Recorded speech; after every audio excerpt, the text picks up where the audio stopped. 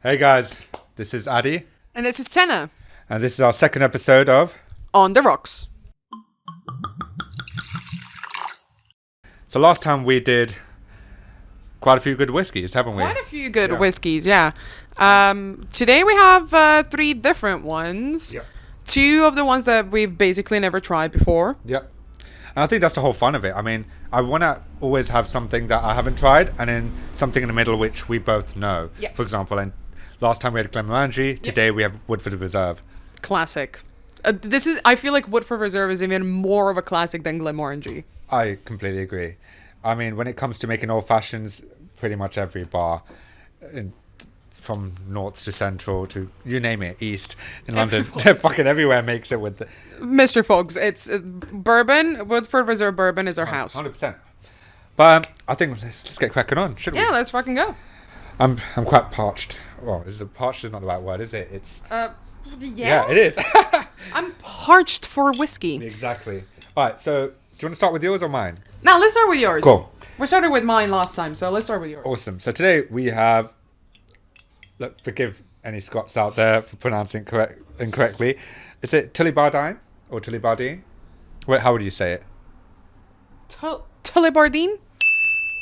Awesome. So this is the little bottle. This is 35 cl. Normally I don't ever get 35 cls for my shop, but I actually got this gifted from a friend, so I thought, you know what, this will be perfect for our episode. All right, guys. So just a quick little bit of history. I know very little about Tullibardine or Tullibardine. We'll go with that for now. But yeah, essentially. You're gonna hate us, however. Exactly. It's fine. So all I know is that King James IV of Scotland, he went by to look. Well, he went down to this distillery, and essentially he wanted some ale, and supposedly they offered him Whiskey. whiskey. I mean, and that was the first sale of beer or ale or in UK, if I'm correct, or Scotland, from what I know. I mean, correct me if I'm wrong. I'll do the history and research, and I'll put this in the bio a little bit more, so if anyone wants to go research it. I genuinely mean I know very fucking little. I got gifted this yesterday, and I'm just doing a review now. What I can say is I do know that it's part of the Whiskey 52 Club, so that's essentially like a very premium service where I think they ship out some of the most premium whiskies to certain very specific clients that can afford it, I presume. I mean, I don't know, maybe anyone can afford it, I don't fucking know. But what I do know is they've got some of the most apex whiskies out there and scotches, and this is featured in it. So I think that the price also can tell you that it's the part of the club. So it's a number one.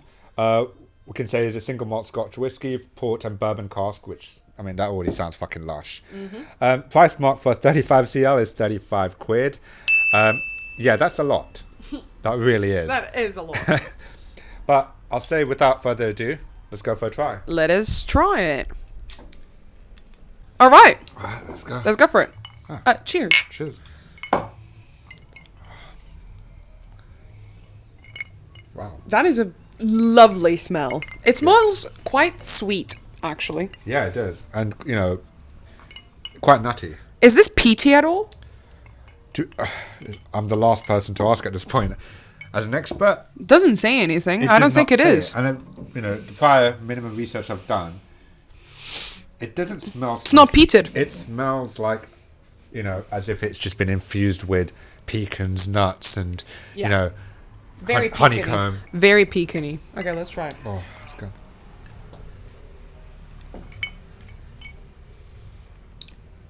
Wow.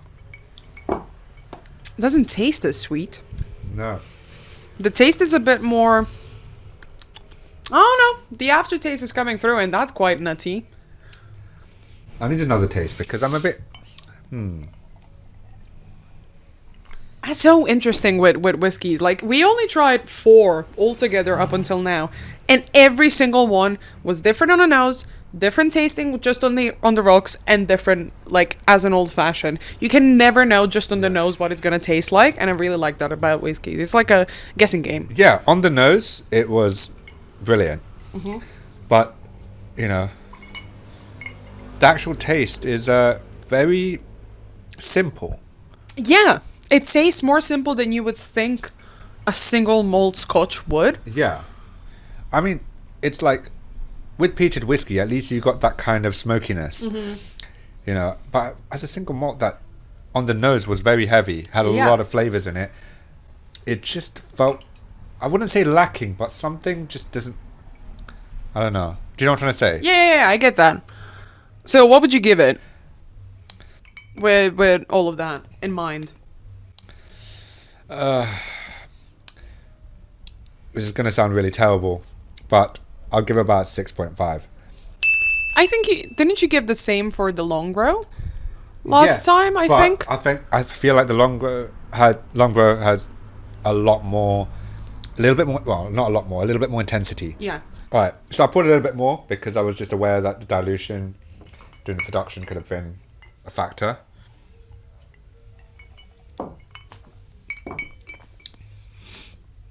No, I'll be honest to you.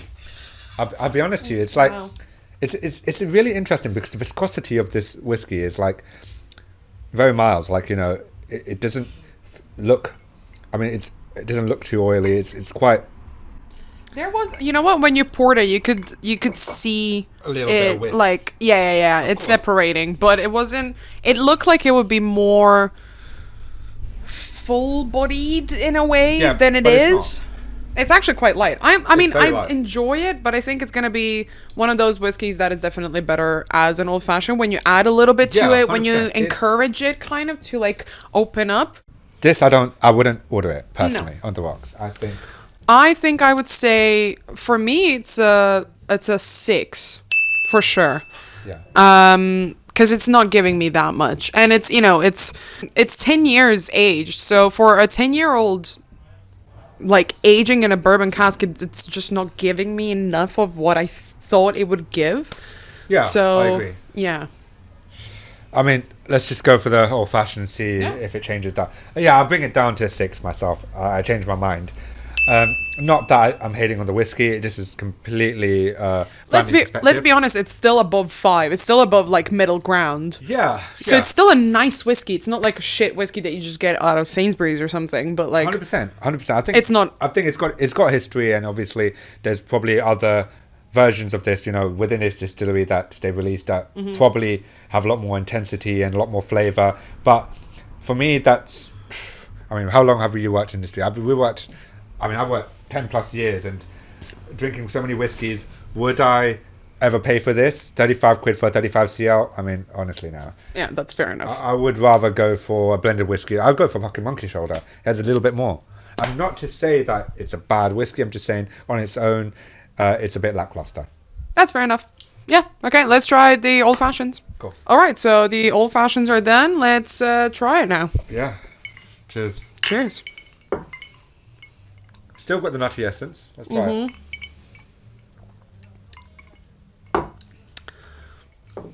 Better. It definitely gives more as an old fashioned. Yeah. However, it's not the best old fashioned ever as well. No. I think, interestingly enough, now it tastes too sweet. And not as in like, oh, we put way too much agave. No, it genuinely like tastes a lot sweeter than it was just neat. And I know we said that we're giving it 6 on the rocks, just on the rocks. Yeah. But this is a 6 for me, and on the rocks it was not as good, so I would lower it down. Yeah. I would definitely agree. I'll put it down to a 4. I'll give it a 4.5, because I think it's still close to like a mid-range whiskey, for me at least. It's quite weird because obviously the price tag, so 35 CL being 35 quid, I presume the 70 CL would be double that or close to that, yeah? You're paying 60, 70 quid for a single malt whiskey, which is reasonable price for a good single malt. And this being part of 52 Club, which is great, like, you know, it's going around, everyone wants to try this kind of whiskey, premium whiskey. It really is underwhelming when you compare it to some of the Apex whiskies out there for that price tag.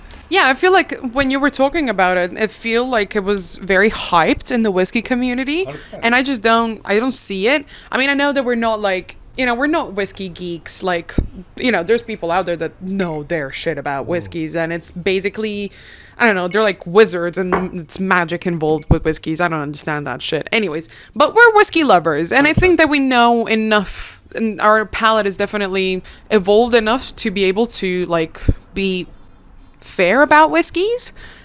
This is just not as good. Yeah. Like, it didn't surprise me. It didn't give me a wow, woohoo effect. Yeah. And it's not even that mid. Like, it's just kind of like, okay. I mean, the best thing about it is the glass that I bought, if I'm honest with you. And that's sad. And that's sad. But no, I'm kidding. It's overall, I can imagine that it being a renowned whiskey in some sense. Obviously, it's got history, it's got culture. But for me personally, this particular bottle is a bit underwhelming, and I will give it a 4 on the rocks. And as we agreed, as you said, 4.5. I think we both equally agree around 6. Yeah, 6 as a old-fashioned. Yeah, it's bearable, just a little bit. That's a horrible thing to say, but it's good. It's okay. It is bearable. Anyways, moving on. Let's hopefully have a better. Yeah, I think we're gonna have a little uplifting now. Let's go. All right, it's me. It's me time now. I actually bought this whiskey today. I went to a really, really nice whiskey shop in Soho. They also have like a whiskey underground bar as well. They let me try a couple of whiskeys. Some of them are definitely out of my price range, but they were beautiful. But I settled on this one. It's called Elements of Islay. It is a blended malt Scotch whiskey that is aged in a bourbon cask, I believe for 3 years. I think that's what I read somewhere. So yeah, I'm also very new with the whiskey, so I don't know like 100% everything that's happening. However, these guys are they're master blenders. They're master blenders and they're independent. Yeah. So they, as much as I heard from the guy, at least in the shop, they get parts of like Lagavulin and parts of like some other really, really fucking nice whiskeys. And they actually bottle it at full proof. So it is 54.5% alcohol, which is quite a lot. But it was £60 for 70 CL, which is, it's pricey. But it's fine. I mean, this is like almost a limited edition. No, it's not really that easy to find, as much as I gathered when I was looking online. And yeah, I'm really, really fucking excited to try it. Have you seen this anywhere before? No, this was literally the first time I've ever heard of it, seen it, and I'm really excited. When Tanner brought this through, I'll be honest with you, like, it almost looked, because there's elements on it, and almost looked like, Terra and Elemental. So I was kind of like, holy shit, you got a drink from that bar? But to be honest, it's not that. At least I don't think so. But we need to figure it out still. But yeah. What she said was good stuff about it. I mean, a lot more than I had for the Tullibardine. So I'm really excited about trying this. Okay, I'm really struggling to do this with one hand, so you're going to have to take the mic. I got you. Awesome. Can I have a knife, actually? Oh, no, it's here. Don't mind me. Just blind, even though I have glasses now. And now, the best sound ever. Oh. Sexy. Oh, just on the nose, man. Oh. It's salty. And the peat is and there. And the peat is there. It is definitely peated, but I don't think that it's overwhelming. But lightly peated. Yeah. Oh, there's a name of the head blender, Oliver Chilton. Yeah, shout out. All right. Let's go. Elements of Islay. Take 1. Man. Oh, the smell is wonderful. It really is. The smell? Really is. It's like sea salt and peat. Yeah, it's literally sea salt and peat. But taste-wise, what I read about it and what I tasted a little bit in the whiskey shop, it was actually quite sweet. So it's going to be interesting. Never tried it, so let's go. Let's go.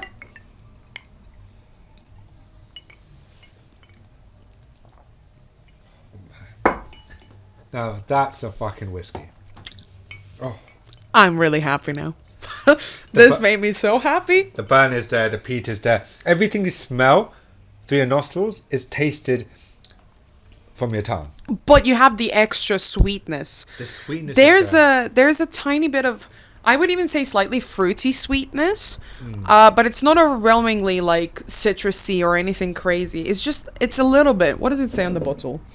It says Coke. Oh no, actually, coal smoke, tropical fruit, and maple syrup. You know what? Yeah. I believe that because when you got the Tullibardine, right, and they said port cask, you're thinking you're going to get that similar kind of essence, but no, it was empty. While this, I can feel that kind of maple. And you feel the bourbon cask as well. Even though it was only 3 years, you can definitely feel it in there. You feel the oak and the well, slight fire obviously from the peat and everything, but it's just gorgeous. This 100%. Is a good whiskey. This is very good. Pricey, but this is good. I think this might be my favorite one that we had up until now. I would probably agree with you, yeah. I mean, the viscosity is great. I mean, like, you know, when you look... And the clarity is gorgeous. Yeah. You said it's minimum aged, 3 years? I think it's 6 altogether. Sorry, I'm actually going to need to Google that quickly. That's cool. Okay, let me just quickly do that. The only thing I can say is, if you're new to whiskey, so for example, when we went for the Adelphi last time, and we went for your... Remember what your whiskey was? Longrow. The Longrow, right? They seemed like more entry-based whiskies.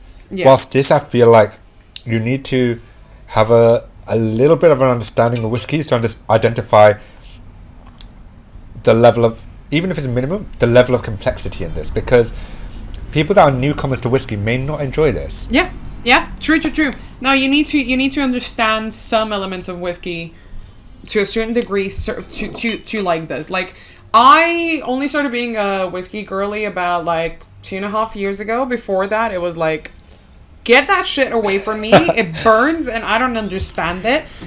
If you gave this to me then, I would just be like, what the fuck are you guys drinking? So, yeah, you definitely need to really get into it with either bourbons or single malts before that are not peated, that are quite, of course, let's say, middle range for you to understand what a good whiskey is compared to a bad whiskey. And then you can start, like, finding notes that you like, finding notes that you don't like, and everything together. So, now that you know a little bit about whiskey, and you started drinking it in your, days off and shit like that, this you're gonna fucking enjoy.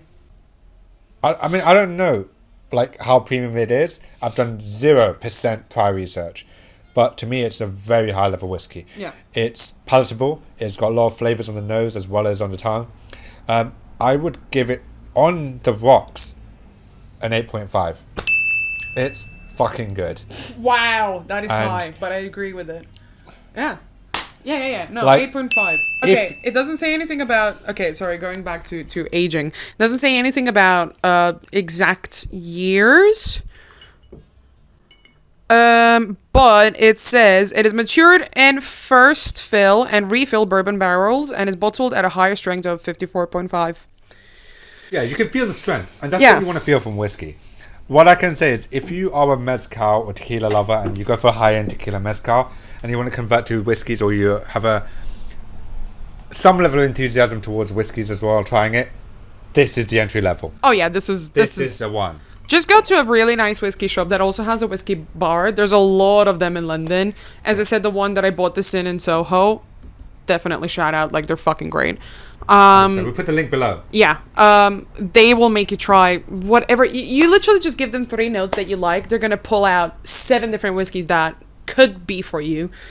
Just go to a shop and try them, man. That's how you find whiskeys that are going to speak to you. 100%. And this is the thing. With Tano and I, with our years of experience and working in some of the high-end level of hospitality, what I can say is we're going to just tell you the fucking truth.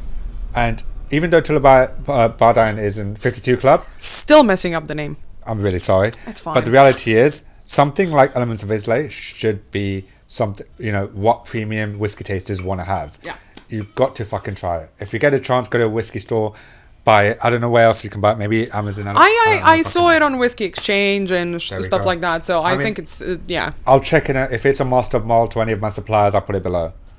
But Okay, let's try Awesome. to make some old fashions. I'm go. interested to see how it looks like. Fucking go, guys. Enjoy. All right. So old fashions are made. The ice has melted a little bit. The color is beautiful with the Angostura. Let's try this. It's gorgeous.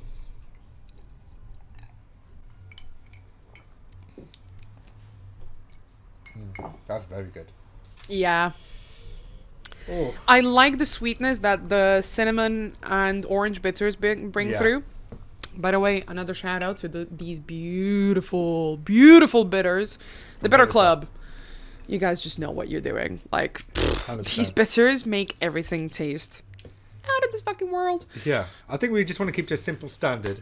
We always use Angostura, agave, and Bitters Club Yeah. orange and cinnamon bitters. It's... You still have a little bit of salt. Yeah. Which I like. I feel like it even brings out the sweetness in it. It's like making a cake. Like, you have to put a little bit of salt in there so you can bring out the sweetness in a proper way without it being overwhelming. And this is just... I don't know, the sweetness actually kind of brings out the salt in a way. The aftertaste is like you were just at sea and like you were just swimming. And then you No, came it back and you does. had a sip of water and you still have a little bit of saltiness. No, That's what it reminds me of. No, I completely agree with you. I'm just trying to weigh out whether it complements the drink. Does that make sense? Yeah, I get that. I understand where you're coming from. This is a beautiful old fashioned, and I really like how it tastes like. However, I still prefer it either on the rocks or neat. I was exactly going to say that. Yeah. And it's funny because the first episode, I think we had slightly different views on things. Mm-hmm. But as we've done the first episode and we're coming to this, I definitely felt like we're in sync with a lot of things. Yeah. I would give this just a slightly less than it being neat. I'll give it an 8. I'll still keep it at 8.5 to be honest, because I really like this old fashioned. But I like interesting tasting old fashioned, so I think that's why this kind of like speaks to me a bit more. Yeah. Just a reminder, my favorite old fashioned is with Arbeck 10. So I like it intense. So the fact that this has a lot of different tastes to it Yeah. really speaks to me. No, I think it's heavily flavored. It's it's got a lot of bold tastes and flavors. Weirdly, I taste the sea salt a lot more Yeah. in the old fashioned. But does it go with the Angostura, the agave, and the bitters? Yes, it does.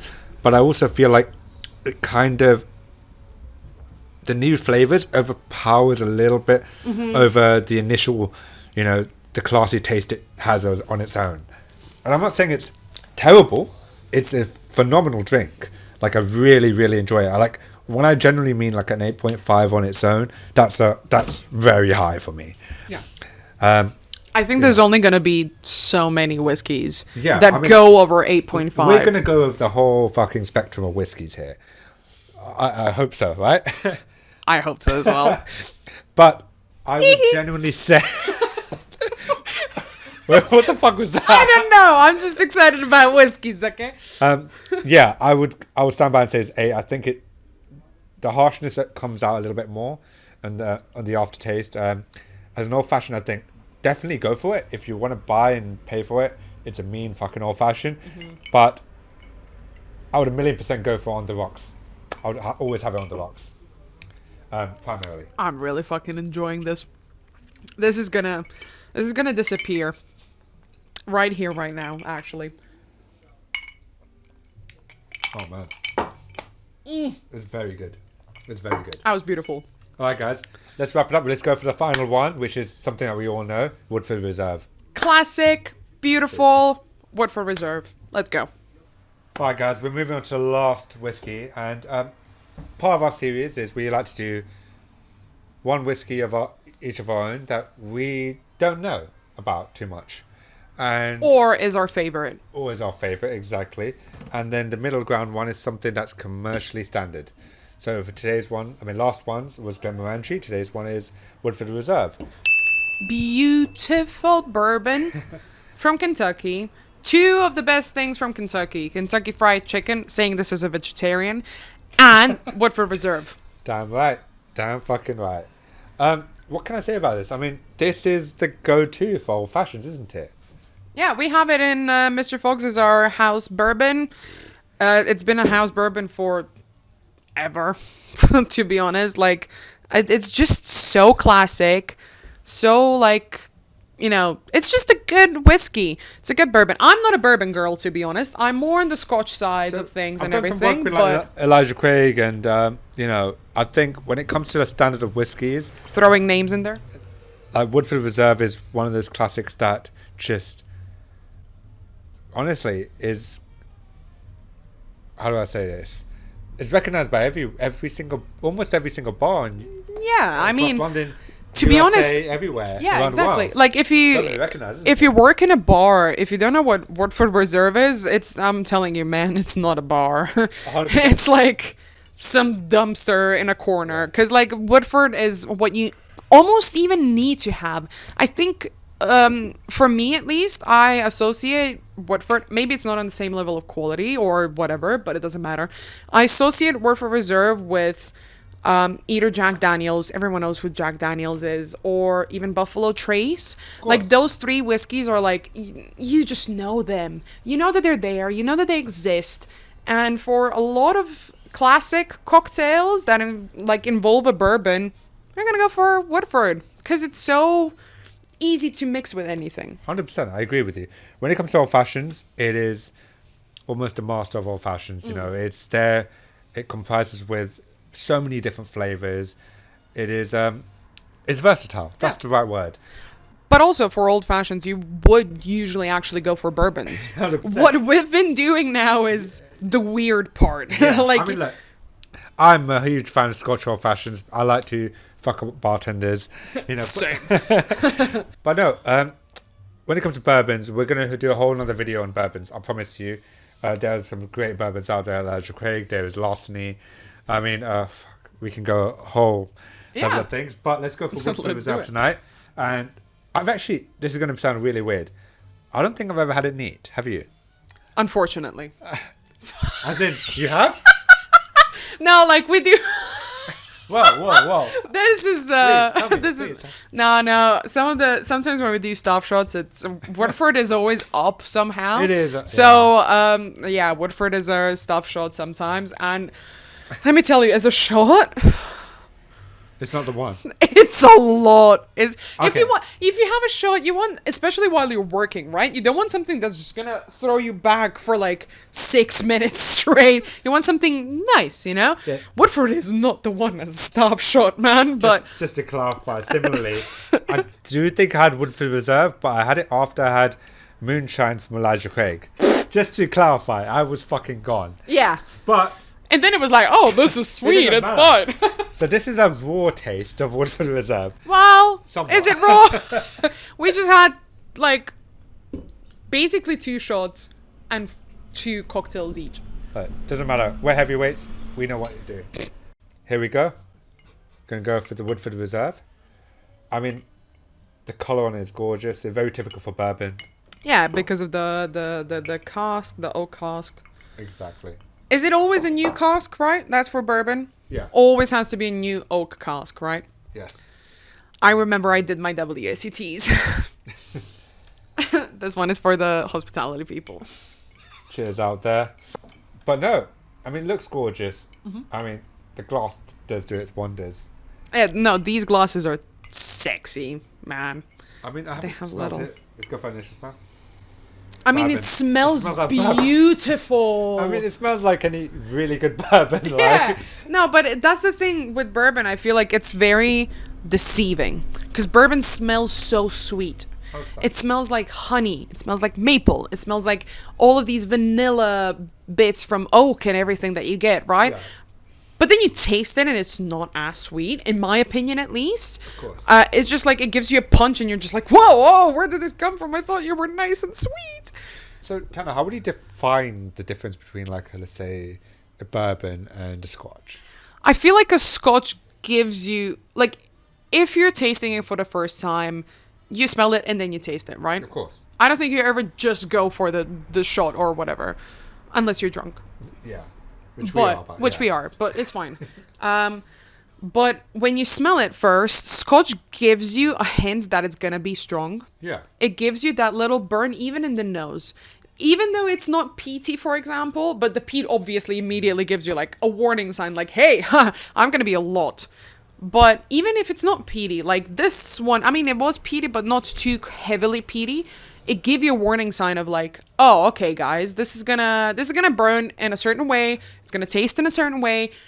If you don't like whiskeys, you're not gonna like it. But if you like whiskeys, you're gonna kind of maybe get a hint of what it's gonna be.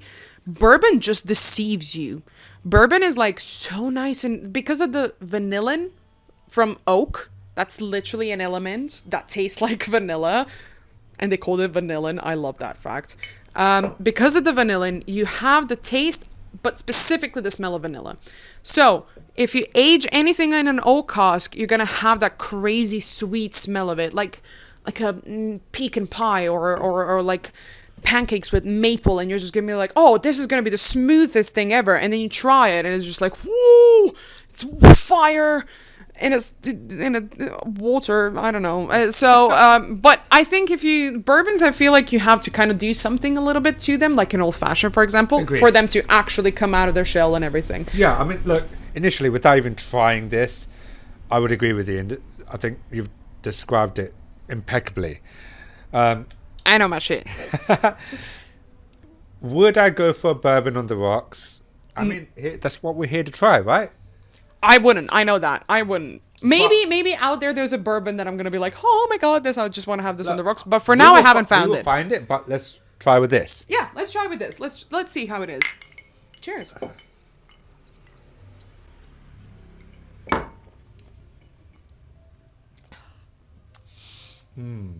Yeah, no. As I said, smell is wonderful, and the taste is just not there for me, and I just don't understand it. Bourbons, why? It's just like, I feel like it should taste so much more sweeter than it is. The aftertaste tastes like the smell does, if that makes sense. But the initial, like when you swirl it around in your mouth, that first burn is just a bit overwhelming, and I feel like that's why a lot of people get turned away from whiskeys altogether, because let's be real, bourbons are the first thing that you get when you get into whiskeys, kind of. 100%. Like, you don't really immediately go to Japanese whiskeys or something. Like, you just go to bourbons. I still remember, right? The first time I had Japanese whiskey was I was in the head of the kitchen for I had a birthday dinner, and my partner took me out for a date at the time, and it was genuinely, the idea I had of it was like, it's going to be exponential, it's going to be incredible. I fucking hated it. And that's the truth. But when you're young and you don't understand the flavors, that's kind of how it is, and it's expected. And that's why I want every single viewer here to understand that. It's okay to not like something initially. Yeah. The whole point of this is to understand that we are, just as much as we are expertise in our own fields, we're not experts particularly in whiskeys. Mm-hmm. We're just lovers of whiskeys. Yeah, exactly. And we want to give a broader understanding of what works well with each other, what works with palates, how it tastes, flavors, and, is it worth spending money on? Yeah, I agree. What I just came up with, when you try a vegetable for the first time, or no, let's say tofu. You try tofu for the first time in like a really shitty like restaurant or whatever, and it tastes awful, and you're like, oh, tofu fucking sucks. It's the worst thing in the world. Like, you hate it, and you're just like, how can people eat this? And you're just like, these fucking vegans and whatnot. And then you actually try it when someone that actually knows how to make tofu makes it, and it becomes the most beautiful, succulent thing, when the most crispy on the versatile. top. Exactly, Yeah. And it becomes so versatile. You can make cakes from it. You can make chips from it. You can make everything from it, and it's amazing. That's what whiskey is. 100%. Look, whiskey's not for everyone. No. And I want to make that clear. Like, there's going to be a ton of people viewing this that can have a prior understanding to this, but the reality is, it's an acquired taste. Yeah, for just sure. Just like mezcal, just like any other spirit. I mean, I'm sure we'll do segments in the future with wines and different things that we like mezcal or tequila or, other spirits. Mm-hmm. I mean, I've got Palenka here, I've got fucking, regional spirits here. But dude, does that make us an expert? No. No. It takes years of understanding why we even like this, or Yeah. what works well with this. And what I can say is, on the offset of Woodford Reserve, I already know it's going to make a phenomenal old fashioned, because it's just a base of most of UK and USA, right? But on its own, it's subpar compared to the other two whiskies we've Yeah. had. I would give it. Well, to be honest, it's still better than. I'd give it on the rocks. I'd give it a 5. I was gonna say. I was gonna say a 5.5 for me, because the smell and the aftertaste really make it up for the initial gulp. Look, For me, at least. Look, I'm going to give this to production afterwards, and they're going to agree with me, alright? Because they don't like whiskey at all. All right then. I'm teasing. Fucking hell. Jesus. No, But yeah. Yeah, it's a 5 on the offset. Let's go for some old fashions and let's see how it goes. Yeah. All right. So this is the Woodford Old Fashioned, the classic, the well beloved Could you remind us how we make it? agave, angostura, and the Bitter Club cinnamon and orange bitters. It's going to be a standard Let's all try it. throughout. Let's go. Yeah. Cheers. Of course. First of all, what do you think? I mean, look, it's clean. It's one of those things, like, you know what you're gonna get, and it's always good, and it never fucking misses. Yeah, look, I'm going to say something outrageous here, because end of the day, we're not sponsored by anyone. We're independent. I mean, at least I am. But like for this, I'm just going to say how it is. It's so classic that I think it just, I don't know, it just almost doesn't. It doesn't fulfill the desire of having a proper old fashioned. Does that make sense? Like it's She said, "What?" it's like what? Look, taste it for me. Look, Tanner.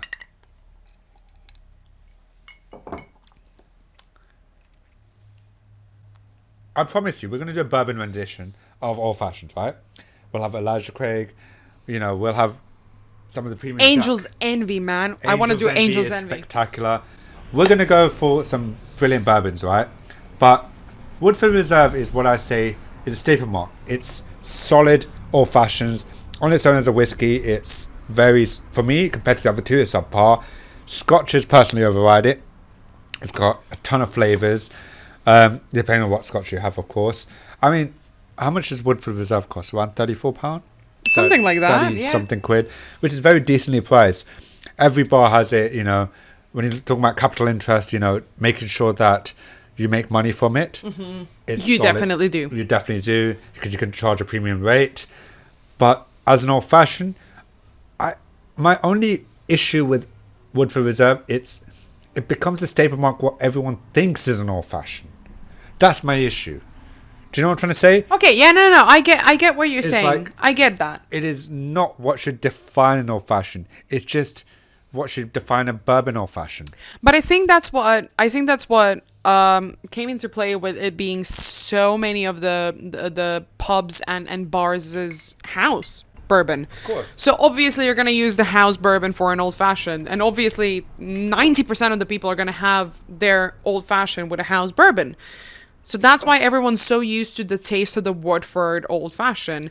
But I agree what you're saying. Like, people just don't think that maybe you can have a rye, maybe you can have a Scotch, maybe you can 100%. have a Japanese. Like, it's the old fashioned can be, first of all, the old fashioned is the old fashioned way of making cocktails. Exactly. First of all. So it's not just a whiskey old fashioned, that's the thing. It's not just this cocktail. You can make an old fashioned with any spirit out there. But I agree what you're saying with. Like, I agree what you're saying with. Every time I go out, anywhere in central London, the first thing that, I do, like, I drink anywhere I go. What I end up doing is I go to a bar called Ain't Nothing But Blues. Just for clarity, that is the fucking place to go. You go there too? I fucking love that place. They play Let's blues go. all the time, All that's the why. way. And do you know what? When I asked for old fashioned, do you know what they gave me? Elijah Craig. So I'm telling you, next epi, we're going to get some Elijah Craig, man. Perfect. Okay. What would you rate it? You know what? I'll give it a nice 6.5 because it's exactly what you want from an old fashioned if you go to a place that you don't know if they know how to make an old fashioned. Does that make sense? Yeah, I agree with you. I will give it the same. Okay. I will give it Perfect. 6.5. I think it's just it's so standard that if you don't know old fashions, you don't know whiskies, go for this, man. Exactly. Go for this. It It's is a the safe bet. best part to go for. And it's been a roller coaster, and I liked it. It was good. Well, Tanner, I had a great fucking time, man. Hell freaking yeah! Thank you so much for watching. Subscribe, like, comment on this video. Say which ones you like if you tried all of them, Yeah, and tell us what we should try next. 100%. We go from there. Take it easy. This is Adi and Tanner On the rocks! on the rocks. Take it easy.